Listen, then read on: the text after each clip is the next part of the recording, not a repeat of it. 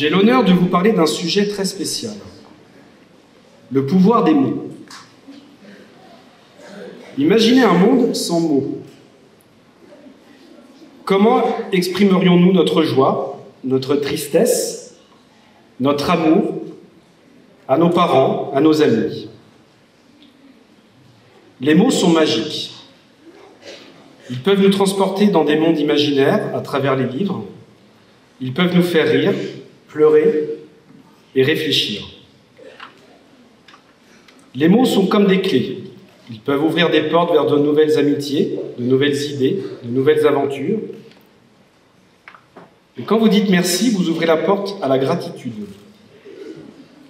Quand vous dites pardon, vous ouvrez la porte à la réconciliation. Mais les mots ont aussi une grande responsabilité. Ils peuvent construire ou détruire. Un mot gentil peut illuminer la journée de quelqu'un, tandis qu'un mot méchant peut laisser des cicatrices.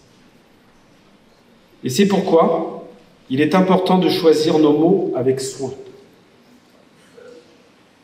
Vous avez tous en vous le pouvoir des mots, que ce soit à travers une chanson, un poème, une histoire, ou simplement une conversation avec un ami. Utilisez ce pouvoir pour faire le bien. Soyez les héros de vos propres histoires en choisissant des mots qui inspirent, qui réconfortent et qui encouragent. Je vous encourage à être courageux dans votre façon de parler. Osez exprimer vos pensées et vos sentiments. Osez poser des questions et partager vos idées. Vos mots ont de la valeur. Ils ont le pouvoir de changer le monde, une phrase à la fois. Alors souvenez-vous, chaque mot compte et utilisez-les avec sagesse et bienveillance.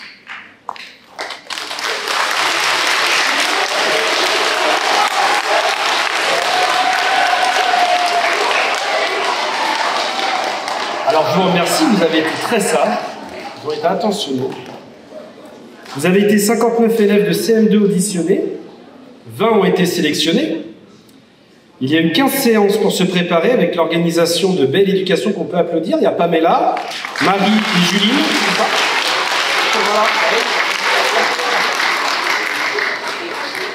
Les textes ont été écrits par les participants, accompagnés de 2 intervenants de Belle Éducation et la référente du Conseil municipal des enfants sur la thématique du sport en lien avec les JO, puisque vous savez que c'est une année particulière. Dans un mois, on va avoir les Jeux Olympiques à Paris et la flamme qui va passer à Villeneuve-sur-Seine le 22 juillet. Donc venez nombreux. Je souhaiterais avant laisser place à l'organisation du défi, remercier l'équipe et les élus du Conseil municipal des enfants qui sont tous là devant, au premier rang. Pouvez-vous lever, les enfants du CME, et on peut les applaudir. Bravo à vous.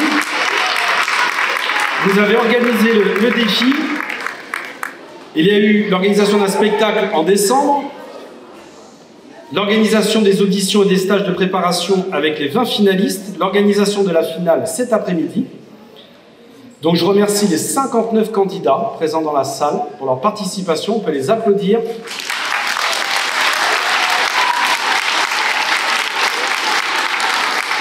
Remercier les intervenants de Belle Éducation, encore une fois, les directeurs, directrices, les enseignants, les enseignantes des 9 écoles élémentaires. Merci à vous, les parents, les 20 finalistes également pour leur disponibilité, les élus municipaux, le personnel communal qui se sont investis pour cet événement, l'association Assis CB qui fait partie du jury.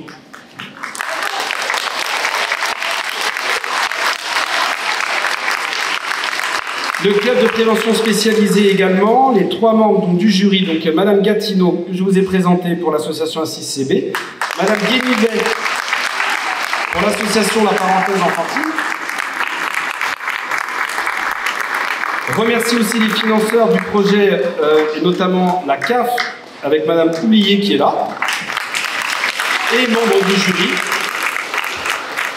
Remercier le service communication, Michael Ducige, je l'ai vu, où Michael Ducige, il est là-bas je crois, on peut l'applaudir, parce qu'il va faire les photos et la vidéo. Remercier la régie son, vous voyez, ils sont tout là-haut, pour régler le son, les lumières. Un grand merci à vous. Et en dernier, je souhaiterais remercier vous, les enfants. Merci à vous. Quand dans le défi d'éloquence, ils se sont lancés, ils ont cherché un sujet qui allait vous animer. Et comme si de rien n'était, le sujet des Jeux Olympiques s'est présenté. Il aura fallu 14 semaines pour vous offrir ce moment. 14 semaines pour attiser la flamme de leurs pensées, pour qu'ils puissent vous présenter la lumière de leurs idées. Ensemble, nous avons travaillé. Ensemble, nous avons écrit. Dans le doute parfois, dans la difficulté souvent, mais dans l'entraide toujours. Ils s'apprêtent désormais à vous présenter et à défendre leurs idées. Pour évidemment vous faire parler, puisqu'ils l'ont bien compris, l'éloquence ne se résume pas simplement à l'art de bien s'exprimer. C'est avant tout l'art d'initier vos réflexions à vous. Vous ne le savez pas encore, mais ils sont tous capables d'un mot, d'une conjugaison et d'une intonation, de faire changer vos regards et les porter vers d'autres horizons. Aujourd'hui, je veux vous parler de la discrimination dans les Jeux Olympiques et de son évolution. Nous le savons tous, cette année, Paris accueillera les Jeux Olympiques d'été. Mais saviez-vous qu'ils avaient été créés pour divertir les dieux ? En effet, c'était des épreuves et des compétitions sportives qui faisaient se défier différents sportifs. Seulement, vous avez bien entendu sportifs et non sportives, puisqu'en effet, c'est seulement en 1900 que les femmes ont pu concourir. Mais d'autres catégories ne concouraient pas. Il y avait une exigence de classe économique. Les pauvres ne pouvaient donc pas concourir et les handicapés non plus. Et vous savez pourquoi ? Les riches, pensant à l'infériorité sportive de ces personnes, ne voulaient pas concourir avec. C'est bête, mais leur mentalité se résume à ça. Femmes, pauvres et handicapés ne savent rien faire. Mais en réalité, surtout qu'on les laisse rien faire. De nos jours, si tu es un athlète professionnel, tu peux participer aux Jeux Olympiques. Grâce aux Jeux Olympiques, on a éliminé un tas de discriminations, puisque les femmes peuvent pratiquer du sport tout comme les hommes. Mais en contrepartie, n'ont-ils pas créé des clichés entre les filles et les garçons ? Eh oui, quand on est enfant, on dit que le foot c'est pour les garçons et la danse pour les filles. C'est d'ailleurs vrai qu'on a du mal à s'imaginer Kylian Mbappé en robe ou en tutu. Mais les disciplines se défendent et contredisent certaines de ces idées. Le plus grand rat de l'opéra est un homme, et pratiquement toutes les équipes de foot masculines existent aussi en version féminine. Aujourd'hui, les Jeux Olympiques sont loin d'un événement masculin-homme. C'est l'événement que tout le monde, sportif ou non, attend. Et chacun s'impatiente de pouvoir défendre son pays et son sportif favori. Et en plus, on a tous des super sportifs et sportives dans nos écoles. En conclusion, les Jeux Olympiques ont été créés pour divertir mais nous diviser. Aujourd'hui, ils nous divertissent en nous rassemblant. Merci. Bonjour. Vous m'entendez bien au fond ? Ok, je vais commencer avec mon texte. Vous avez déjà vu une personne gagner une médaille d'or ? En e-sport. Pour ceux qui ne savent pas ce que c'est que le e-sport, c'est une gamme de jeux comme FIFA ou d'autres jeux de combat. Certains les appellent les sports numériques. J'entends déjà ceux qui vont me dire « Oui, mais c'est un sport parce qu'on les voit sur l'écran ». Je dois vous répondre que non, ce n'est pas un sport, parce que ça se joue assis. Sans compter les Jeux paralympiques, jouer assis n'est pas un sport, puisque cela n'utilise quasiment aucun muscle. D'ailleurs, connaissez-vous Gotaga, un youtubeur et joueur de e-sport très célèbre? Il est reconnu plusieurs fois champion de France, mais il est aussi en surpoids et a des problèmes de santé. Vous avez déjà vu ça chez un vrai sportif? Je crois pas. Logique quand on pratique du e-sport. Seulement nos doigts bougent, mais nous le savons tous, il n'y a pas de muscle dans nos doigts. Donc une fois de plus, rien à voir avec le sport. Pareil, dans le sport, il y a des compétitions. Leur principal intérêt est de rencontrer des personnes. Mais dans le e-sport, la compétition est chez soi, alors on ne rencontre personne. On ne peut donc pas développer d'amitié et des relations avec les autres. Enfin, quand on est timide à rester chez soi à jouer à la console, on conforte à coup sûr de notre timidité. Alors si le e-sport ne permet pas de développer nos muscles, ni d'entretenir notre santé, s'il ne permet pas non plus de créer des liens d'amitié, alors je pense pouvoir affirmer haut et fort que non, le e-sport n'est pas un sport. C'est déjà à moi ? La vie, c'est vraiment du sport. Nous devons toujours courir pour ne pas être en retard. Vous aussi, vous avez des parents qui vous répètent ces grands classiques. Dépêche-toi, fais vite, fais tes devoirs, monte au lit. Mais il n'y a pas que nous et ces gens qui courent tous les jours, qui grimpent ou dévalent les marches pour ne pas rater leur train. Mais après tout, nous sommes tous des sportifs. Les sportifs s'entraînent quelles que soient les conditions. Et même s'ils n'en ont pas toujours envie, ils font tous les efforts nécessaires pour atteindre leurs objectifs. Vous, si vous voulez devenir médecin ou footballeur, vous allez travailler dur. Vous allez vous dépasser pour y arriver. Et oui, la vie n'est pas un long fleuve tranquille. Nous sommes tous confrontés à des épreuves. Elles peuvent être difficiles et nous faire souffrir, mais pour les surmonter, on doit être fort mentalement. Les sportifs, eux aussi, souffrent durant leurs épreuves, entraînements. Mais au-delà de leur force physique, ils doivent avoir une grande force mentale. Parfois, nous arrivons à surmonter nos difficultés, d'autres fois, non. Mais elles nous font toujours grandir. La vie nous fait grandir, le sport aussi. Grâce au sport, vous avez tous plus confiance en vous. Vous osez davantage prendre votre place devant les autres. Vous êtes unis, vous tissez des liens, c'est comme une famille. Vous savez tous voyager, loin ou pas. Cela vous a permis, comme dans le sport, de rencontrer des personnes différentes et que vous n'auriez jamais rencontrées autrement. Le sport, comme la vie, procure un tas de sentiments. La joie, la tristesse et la même, quel que soit le pays où l'on vit. Les sentiments que procure le sport dépassent les frontières. Alors, vrai ou faux, la vie est aussi un sport? Je dirais que nous sommes tous de grands sportifs et que la vie est une course d'obstacles. On avance chacun à ce rythme, on tombe, on se relève, même si parfois c'est difficile, mais ça nous rend heureux. Si je vous dis qui atteint son but coûte que coûte. Si je vous dis qui est le meilleur dans sa catégorie, qu'est-ce que vous allez me répondre? Un athlète, n'est-ce pas? Et si je vous disais que ce genre de personnes-là doivent être un modèle pour nous, qu'en penseriez-vous? Pour moi, c'est évident, car ce sont des gens persévérants qui ne reculent pas devant l'adversité. Et nous allons voir comment. Premièrement, les athlètes développent leur force mentale et physique pour se donner les moyens d'atteindre leur but. Ce que vous devez savoir, c'est que la pratique d'un sport peut inciter l'admiration, puisque les athlètes arrivent à faire des choses hors normes. Regardez, Rafael Nadal, il arrive à servir ses balles à plus de 200 km/h. Impressionnant, non? Vous savez faire ça? Je ne crois pas. Mais pourquoi les athlètes nous inspirent à tous un certain respect? Je pense que c'est parce qu'ils arrivent à faire des choses impressionnantes. Regardez toutes les techniques que sait faire Teddy Riner. Mais pour cela, il faut de la persévérance et s'entraîner chaque jour.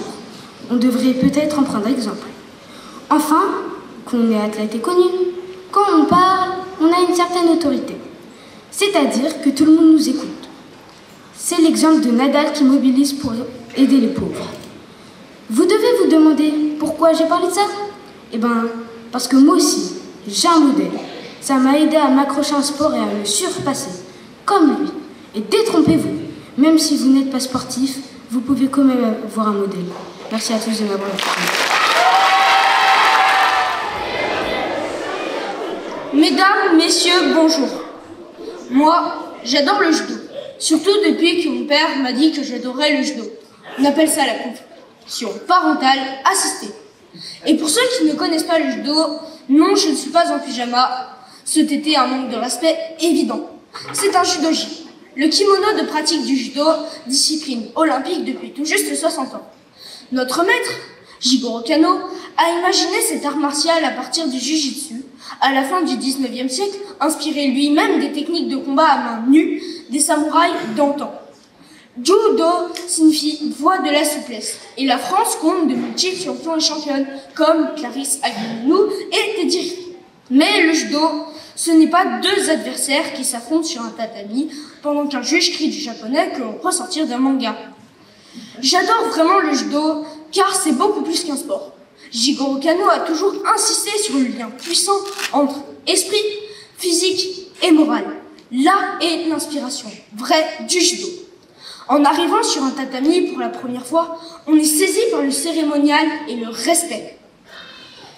En randonnée, c'est un combat, mais aussi l'exercice où la modestie et l'humilité vont bâtir l'expérience et le progrès de chacune et chacun. Le judo, c'est avant tout l'art martial du respect de l'autre, le sport de combat contre les préjugés. Le judogi, c'est l'uniforme qui nous rend égaux, distingués par la seule couleur de notre ceinture. Elle exprime notre expertise plus ou moins grande. Le contrôle de soi, primordial au judo, c'est avant tout le garant de la politesse et de la bienveillance pendant le combat. Sans arrogance, sans méchanceté, le judo prône cohésion et entraide pour progresser ensemble. Alors oui, j'adore le judo, et peut-être même plus que mon père. Merci.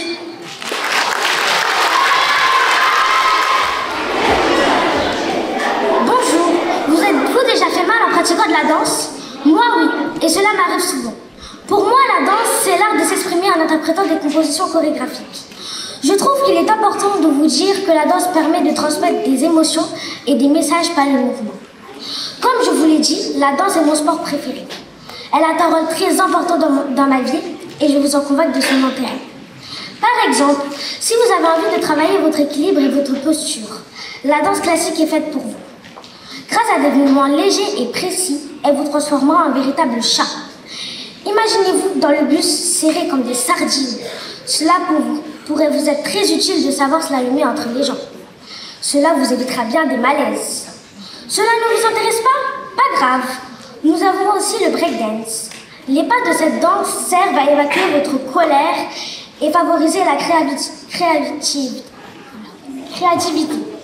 Par exemple, il y a le top rock, un pas qui se fait toujours au début de la chorégraphie et debout. Ce pas sert à donner de la force et de la confiance. Ensuite, pour travailler l'équilibre et la posture, nous avons le freeze. Ce pas peut être réalisé à plusieurs moments dans la chorégraphie et cela permet de donner du rythme à la danse. Et oui, tous ces détails-là comptent dans la danse. Vous l'aurez bien compris, la danse ne sert pas qu'à faire des simples mouvements avec nos bras et nos pieds, mais elle sert bien à s'exprimer en interprétant des mouvements. Merci de votre écoute. Bonjour à tous. J'aimerais vous poser 2 questions. Commençons par la première. Dans cette salle, qui pratique du sport? Cette question m'intrigue depuis un petit moment.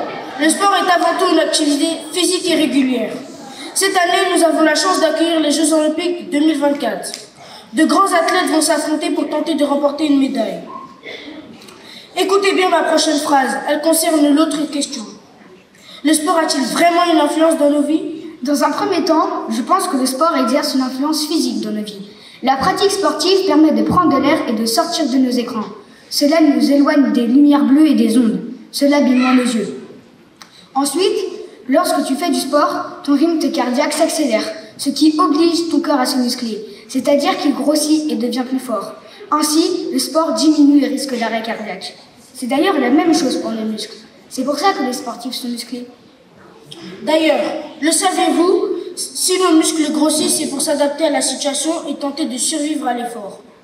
Par exemple, je pratique du foot, je suis souvent gardien et à force d'attraper la balle, mes biceps grandissent. Regardez!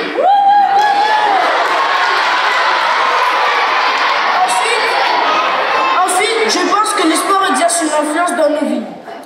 Car quand effectivement on fait une activité physique avec des gens, on développe des liens. En effet, le sport se pratique rarement seul. Pour progresser et jouer, nous sommes obligés d'avancer en équipe, et ce, même si le sport est individuel. Le lien entre les gens est très pratique et permet de rigoler et de découvrir de nouvelles personnes. Pour moi, le sport m'a permis de me créer de nouveaux amis. Mais aussi lors de compétitions internationales, les athlètes peuvent discuter avec leurs adversaires, ce qui fait tomber les préjugés sur les autres nations.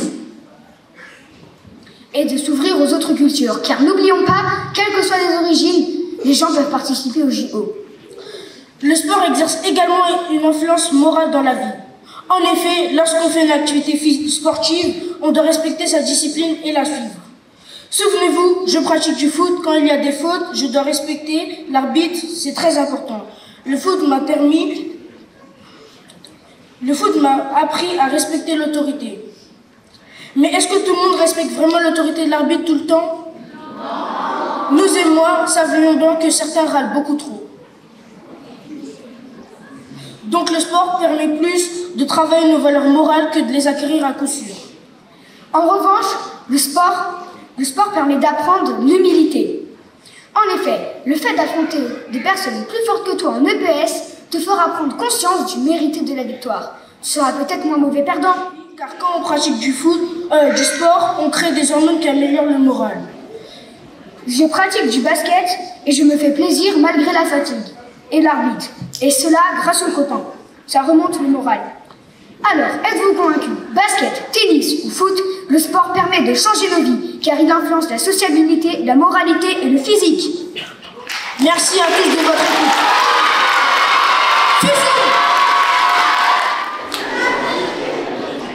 Messieurs, dames, quel est l'événement majeur de cette année? Les Jeux Olympiques. Les Jeux Olympiques, bien évidemment. Mais nous oublions souvent parler des Jeux Paralympiques. Saviez-vous qu'avant, les handicapés n'étaient pas acceptés aux Jeux Olympiques? Forcément, ils sont handicapés, alors ils ne peuvent rien faire. Mais cela est faux, car cela a changé grâce aux Jeux Paralympiques. Avant, les handicapés ne pouvaient pas faire du sport car on n'avait pas encore inventé tous les outils utiles comme les prothèses ou les fauteuils roulants qui pouvaient les aider. Aujourd'hui, avec ces aides, ils peuvent pratiquer leur sport presque comme nous.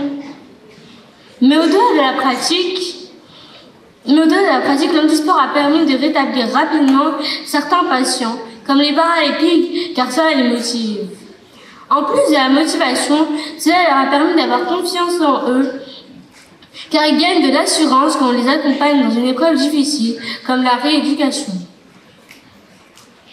Aussi, cela a permis de divertir les personnes à mobilité réduite.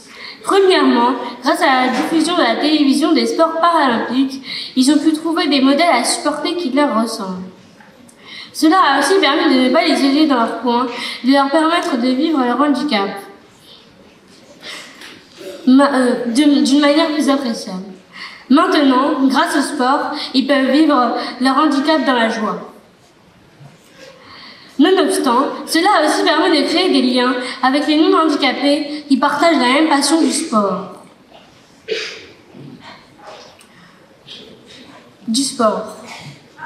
Cela a notamment aussi permis de ne pas les oublier, car on ne pense pas forcément à eux quand nous pratiquons du sport.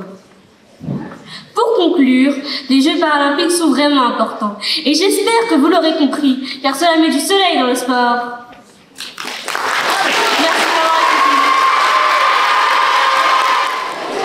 Bonjour à toutes et à tous. Laissez-moi vous embarquer dans le futur. Dans un voyage où le sport devient les héros de votre histoire.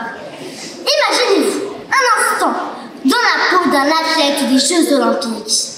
Vous vous êtes entraîné sans relâche et maintenant, vous voilà sur la ligne de départ, prêt à affronter le monde. Ah, le sport, cette merveilleuse symphonie de mouvements a le pouvoir transcendant de métamorphoser une existence. Il ne se limite pas à l'effort physique, mais il sculpte l'esprit et nourrit l'âme. Situs, actus, fortus. 3 mots latins qui signifient plus vite, plus haut, plus fort. Et qui résonnent aujourd'hui pour de grands athlètes qui ont cru en l'impossible. Qui peut oublier Usain Bolt, qui a battu son propre record du monde en sprint avec un temps incroyable de 9,58 secondes? Mais parlons également de ceux qui ont su surmonter les obstacles sociaux pour réaliser leurs rêves. Pensez à Antoine Griezmann, jugé trop petit à ses débuts et refusé par de nombreux clubs. Pourtant, grâce à sa persévérance, il est devenu l'un des meilleurs footballeurs du monde. Mais ce qui rend le sport vraiment magique, c'est qu'il est universel et fédérateur. Peu importe qui nous sommes, d'où nous venons, nous sommes quoi nous croyons, le sport a le pouvoir de nous rassembler autour d'une même passion, d'un même objectif, celui de repousser ses limites et de réaliser des prouesses que nous n'aurions jamais cru possibles. Ainsi, oui, le sport peut indéniablement changer la vie de quelqu'un, car il incarne l'espoir, le courage et la possibilité de devenir la meilleure version de soi-même.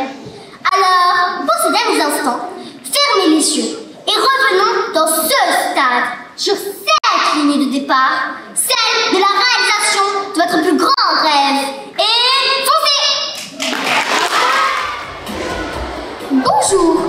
Qui aime le sport ici? Moi, j'adore le sport et je trouve que le sport est super important dans notre vie. D'abord, c'est évident, le sport, c'est bon pour la santé. On n'a même pas besoin d'argumenter. Tout le monde le sait. Le sport peut changer notre corps de plein de façons. Par exemple, moi, j'ai fait de la gymnastique et ça m'a rendu beaucoup plus souple. Être souple, ça rend tous les mouvements plus faciles et ça aide aussi à bouger dans tous les sens. En plus, faire de la gymnastique protège mes articulations. Ça veut dire que je ne me blesse pas facilement. Je suis sûre de ne pas devenir toute rouillée quand je serai plus grande. Je pourrai continuer à faire plein de choses sans avoir mal et profiter de la vie à fond. Comment? Alors, imagine que tu adores jouer au foot ou au basket.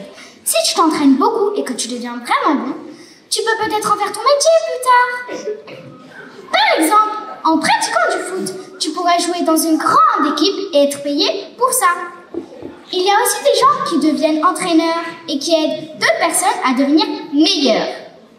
Ce n'est pas seulement pour les sports d'équipe. Si tu aimes courir, nager ou même faire du skate, tu peux participer à des compétitions, gagner de l'argent et des médailles. C'est cool, hein? Il existe aussi des métiers autour du sport, comme être journaliste sportif, pour parler des matchs à la télé, ou même écrire des articles. Ou encore, tu pourrais devenir kinésithérapeute et aider les athlètes à rester en forme. Bref, si tu aimes vraiment le sport et que tu travailles dur, tu peux trouver plein de façons de faire du sport ton métier. Messieurs et dames, le saviez-vous? Pelé, ancien joueur de foot du Brésil, est devenu ministre. Mais comment en est-il arrivé à là?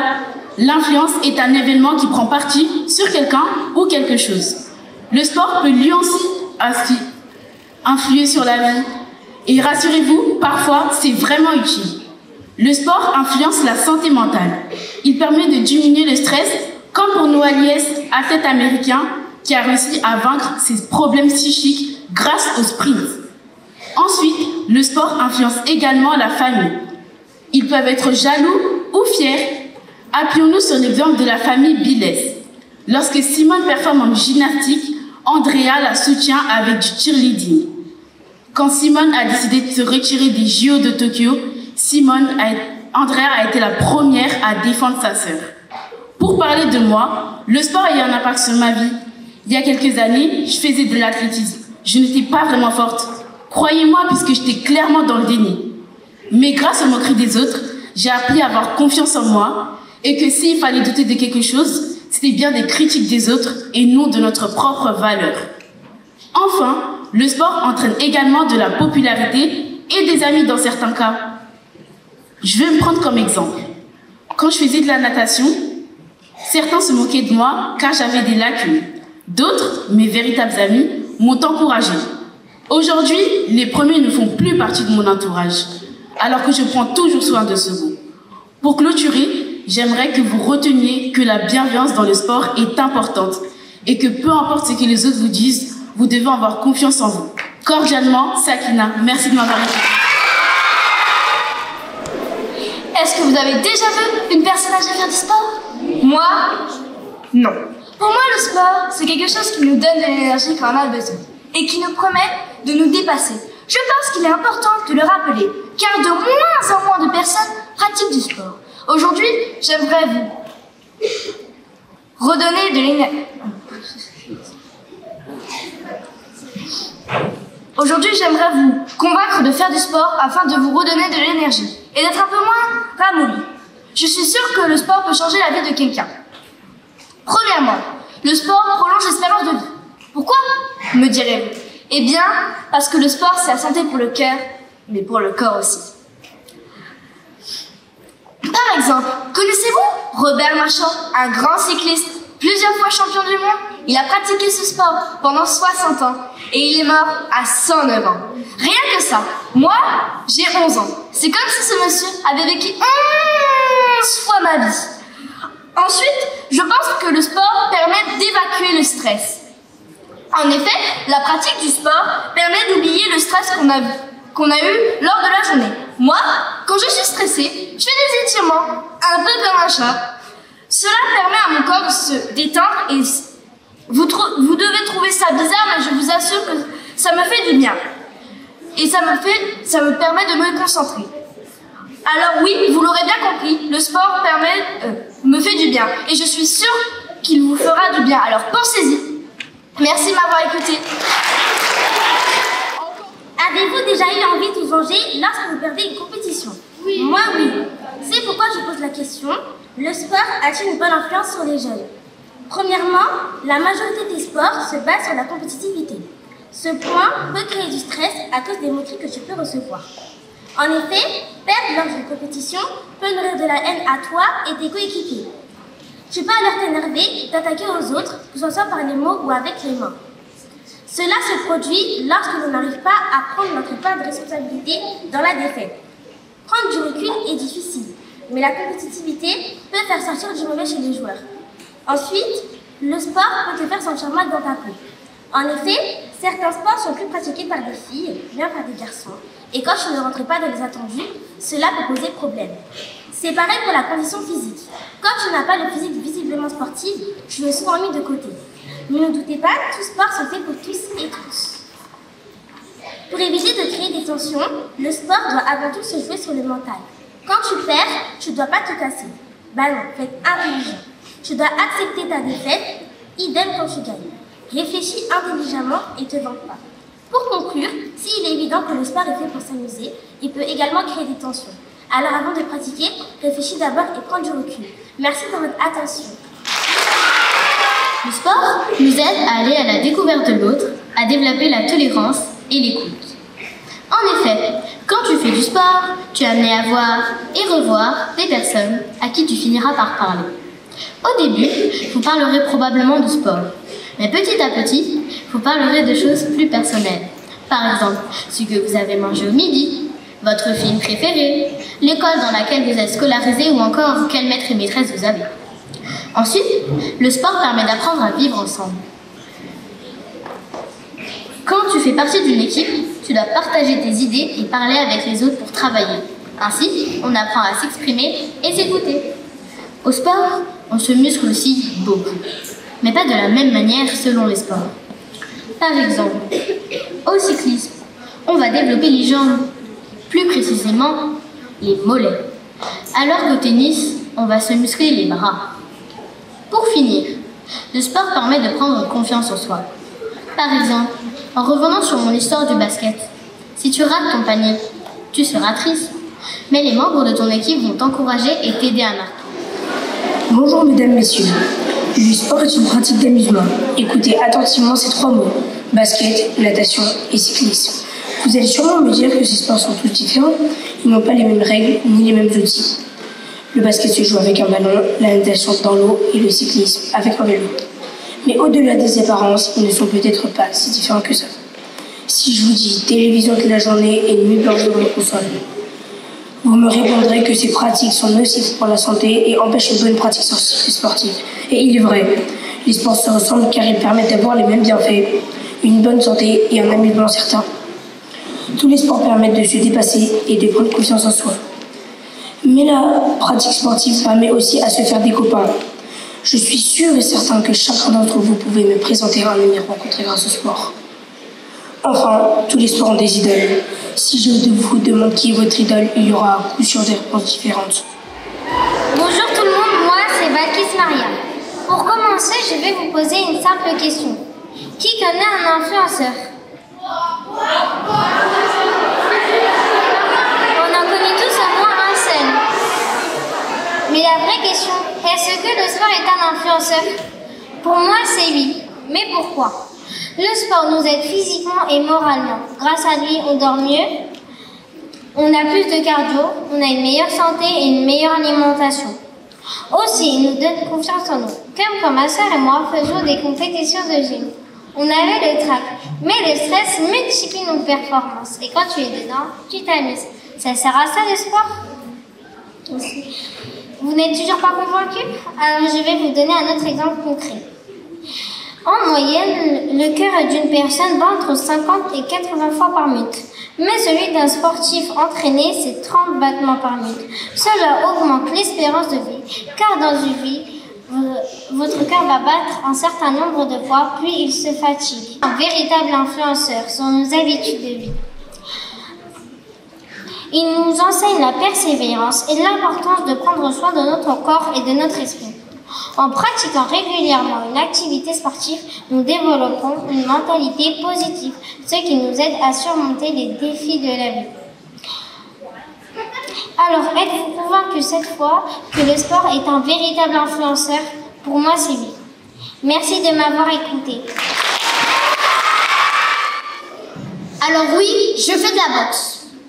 Mais je vous entends déjà dire c'est une fille et en plus elle est petite. Parce que cela vous paraît normal que les filles pratiquent de la danse et que les garçons de la boxe. Il me semble improbable que certains pensent qu'il y a des sports réservés aux hommes. Premièrement, quand on parle de boxe, on dit que les garçons boxent mieux car ils sont plus musclés. Alors que c'est faux. Enfin, pas tout à fait.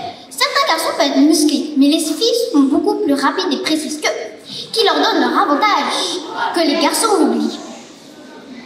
Ensuite, par ailleurs, dans le sport, les stéréotypes font rage.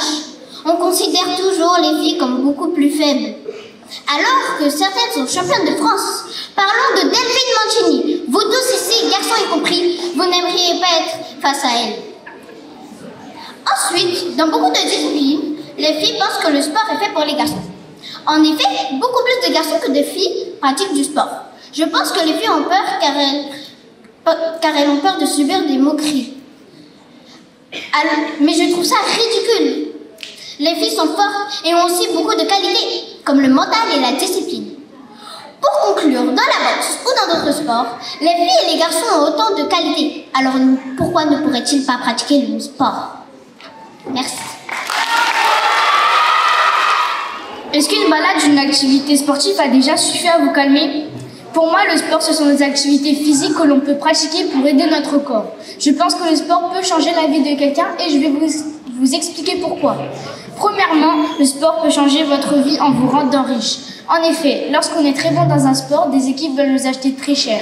Par exemple, connaissez-vous l'histoire de Cristiano Ronaldo? C'est un garçon très pauvre qui venait d'un petit village, mais il était très bon au football. Son talent a attiré de grands recruteurs et aujourd'hui, c'est l'un des sportifs les plus riches.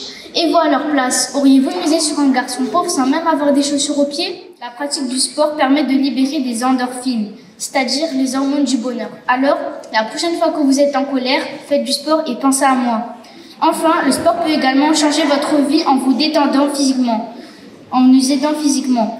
En effet, sa pratique régulière permet de renforcer son corps et ses muscles. Par exemple, le cœur se muscle en grossissant. Cela réduit les risques de maladies cérébrales. Pour conclure, j'espère vous avoir convaincu que le sport peut changer la vie de quelqu'un et qu'il est temps de s'y mettre dès maintenant. J'espère vous y voir à la télé dans quelques années. Bonjour. Il est évident que la gymnastique est identique au rugby, n'est-ce pas? Vous trouvez ça ridicule? Moi aussi. Aujourd'hui, je suis persuadée que lorsqu'on pratique un sport, d'autres pourraient nous plaire également. Alors je trouve ridicule les sportifs qui se moquent d'une autre discipline, comme le font les footballeurs ou les basketteurs. Aujourd'hui, je veux prouver que tous les sports ne sont pas si différents. Les sports ont tous des points communs, comme le besoin d'endurance ou le travail du cardio. Certains utilisent les mêmes objets, comme des ballons, des raquettes ou des gymnases. D'autres travaillent les mêmes endroits du corps, comme les jambes, le cœur ou les bras. Mais ce sont les valeurs fondamentales du courage, d'amitié, de confiance en soi et en ses capacités qui rassemblent tous les sports. Cela nous rend meilleurs et nous permet d'avoir une meilleure santé morale et physique. Et oui, j'espère que vous l'aurez compris. Peu importe le sport que vous pratiquez, les bienfaits sont les mêmes et permettent le soin de son corps et la production d'hormones du bonheur. Alors, sport ou de raquette, peu importe, lancez-vous.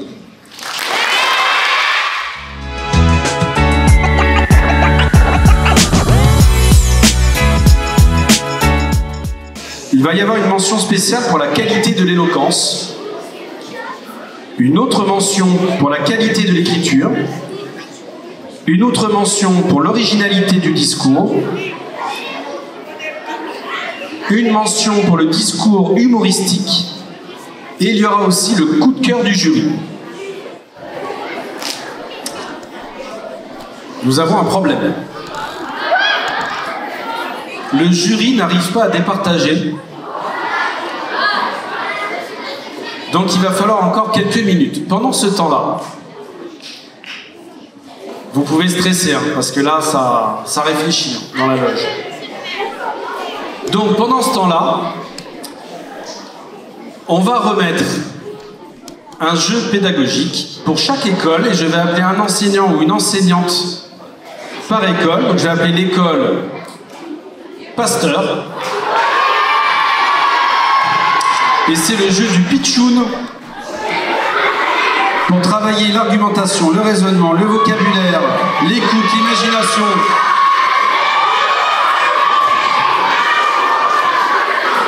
Je vais appeler l'école Romain Roland. Voilà. Oui, on va faire une petite photo après. L'école Romain Roland, Joliot-Curie, Sonia Delaunay. Vous pouvez noter.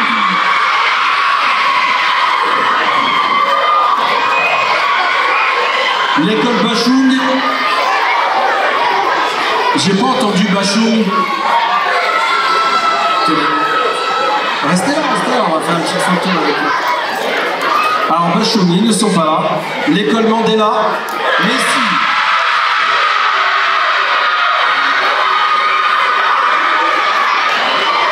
Voilà. Ah bah voilà, je le connais. L'école Bachung, le directeur. Eh ben oui, je suis en train de faire du sport, c'est pour ça. Voilà un petit cadeau. Et puis nous avons, alors quelle école encore? Edor Herriot.